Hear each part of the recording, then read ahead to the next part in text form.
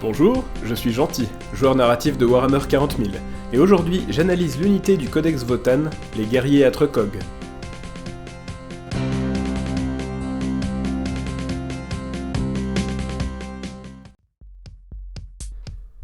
À l'époque contemporaine du 41e, ou peut-être du 42e millénaire, les guerriers Atrecog sont des civils Kogna ayant pris les armes pour servir les intérêts de leur ligue Votann pour des raisons défensives ou offensives.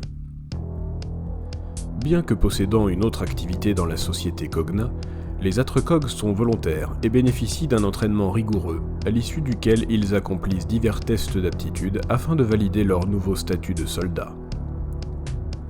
Les Kogna considèrent que chacun des leurs est précieux et prennent ainsi soin les uns des autres, y compris de leurs frères artificiels nommés Kogna de fer, qu'ils considèrent comme leurs égaux. En dehors des équipements vitaux nécessaires au bon fonctionnement des hostes Kogna, les forges Votann donnent la priorité à ces combattants, de sorte que les guerriers Kogna disposent de scaphandres renforcés et d'un armement de qualité.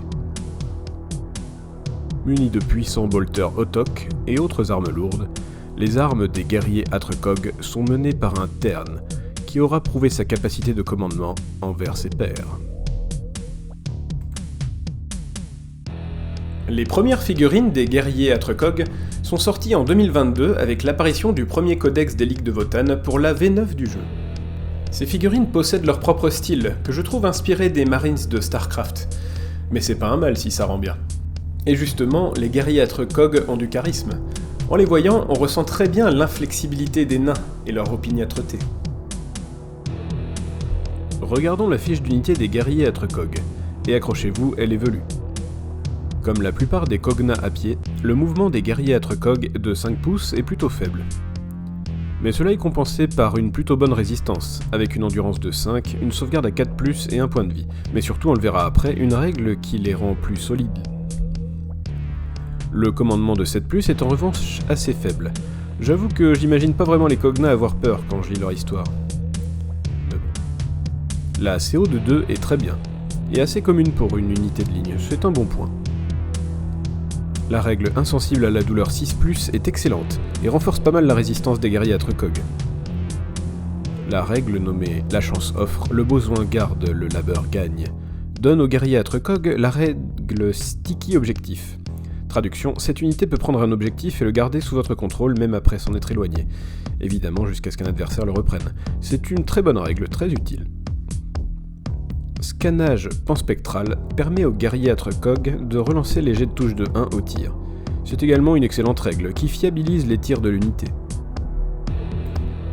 La règle de faction efficience ordonnée est assez complexe, alors accrochez-vous, au risque d'être perdu comme moi au début. Au passage, je vais faire une exception et vous montrer la page du codex parce que j'ai vraiment la flemme de tout recopier. En gros, cette règle vous offre 2 aptitudes qui s'activeront à tour de rôle au bénéfice de l'ensemble de vos unités Votann en fonction du nombre de vos points de rendement. Si vous avez moins de 7 points de rendement à la fin de votre phase de commandement, la capacité acquisition hostile donne à vos unités +1 au jet de touche, relance les jets d'advance et de charge quand elles tirent sur une unité ennemie située à portée d'un objectif. C'est pas mal, mais un peu trop circonstanciel à mon goût.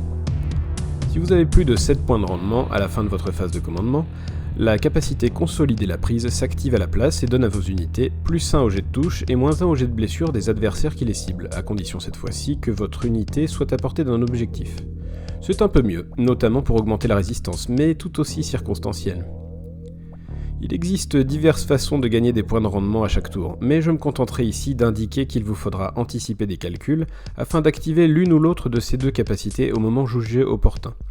Selon moi, des nœuds au cerveau en perspective. La première fois que j'ai lu cette règle de faction, j'ai dû pas mal me concentrer pour comprendre, puis j'ai ouvert de grands yeux en faisant à peu près ça.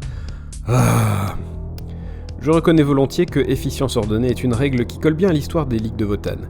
Mais je préfère de loin une règle de faction un peu plus simple. Même les concepteurs de la règle ont ajouté un exemple à rallonge pour être sûr que le joueur comprenne. On est loin de la simplicité du serment de l'instant des Space Marines ou du protocole de réanimation des Nécrons.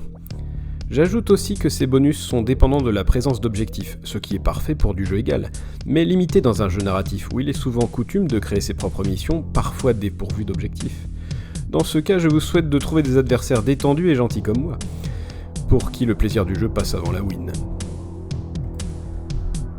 Les guerriers Atrecog ont accès à de nombreuses armes de tir différentes, à l'image des escouades tactiques Space Marine. Je vais donc tenter d'aller vite, mais comme il s'agit d'une faction très récente, je découvre avec vous, et donc ça va prendre un peu de temps. Hormis 2 armes lourdes, la plupart des armes ont une CT de 4+, ce qui est plutôt moyen. On commence avec leurs armes de base, le pistolet Bolter Autok, portée 12 pouces, une attaque de force 4 PA0, 1 dégât, et le Bolter Moldel Autok, la même chose mais avec 2 attaques et une portée de 24 pouces. Ils sont similaires au Bolter de l'Imperium, mais avec une CT moindre, donc c'est pas ouf. Le chef d'escouade, nommé Tain, possède un pistolet plus puissant, une attaque de force 8 PA-2, 1 dégât. C'est pas mauvais.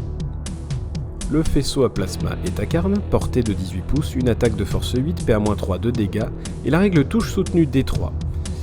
Eh ben c'est plutôt pas mal. Mais le côté aléatoire de cette règle, et que pourtant j'adore, rend cette arme super puissante, statistiquement une fois sur 4. Narrativement c'est génial parce que ça permet d'imaginer toutes sortes de raisons cocasses qui vont expliquer pourquoi ça fonctionne pas plus que ça. Mais l'efficacité au combat n'est pas vraiment garantie. Le fusil high laser automatique, portée de 24 pouces, 3 attaques de force 6 PA-1, 1 dégât, et les règles assaut et tir rapide 3. Ça c'est fort. Une bonne saturation avec une bonne force. Pour une unité de ligne, je trouve ça super. Le canon rotatif high laser, portée de 24 pouces, 6 attaques de force 6 PA-1, 1 dégât, et pourvu des règles lourds et touche soutenue 1, dispose toutefois d'une CT de 5+. C'est pas ouf. Si on fait abstraction de cette mauvaise CT, cette arme est plutôt chouette. Ouais. L'éclateur à ion possède une portée de 18 pouces, une attaque de force 5 PA-2, 1 dégât. C'est pas mauvais. Tout comme ses homologues des autres factions du jeu, le lance-missile L7 possède 2 profils de tir au choix. Le mode déflagration, qui comme son nom l'indique possède la règle déflagration, est pourvu d'une portée de 24 pouces, des 6 attaques de force 4 PA0, 1 dégât. Ou alors le mode concentré, 24 pouces de portée, pour une attaque de force 9 PA-2, des 6 dégâts. C'est une copie du lance-missile impérial mais avec une portée 2 fois moindre. Quand bien même j'apprécie sa polyvalence, je suis pas fan de cette arme du coup. Le fusil à Magnarail, portée 18 pouces, une attaque de force 12 PA-3, D3+3 dégâts, ainsi que les règles blessures dévastatrices et lourd, en font une arme très puissante. Certes, la portée est un peu faible, mais c'est très fort. C'est le genre d'arme anti-char que je trouve plutôt utile. Passons aux armes de corps à corps des guerriers Atrecog. Faisons abstraction de l'arme au corps à corps basique pour regarder le couteau à plasma. 2 attaques de force 4 PA-2, 1 dégât. En vrai c'est pas fou, et c'est surtout plombé par la faible CT de 4+. L'arme mêlée de Tain, le chef d'escouade donc, possède 2 attaques de force 5 PA-2, 2 dégâts. Ça c'est une bonne arme. En conclusion, les guerriers Atrecog sont une très bonne unité de ligne. Ils sont polyvalents au tir, plutôt résistants, et ont des règles très utiles. J'aime bien le design des figurines, et en posséder 2 ou 3 escouades constituera une très bonne base pour votre armée d'élite de Votann. Warhammer 40 000 en mode narratif, quasiment tout peut se justifier, alors n'écoutez que vous et jouez les figurines qui vous plaisent. Et soyez comme moi, gentils.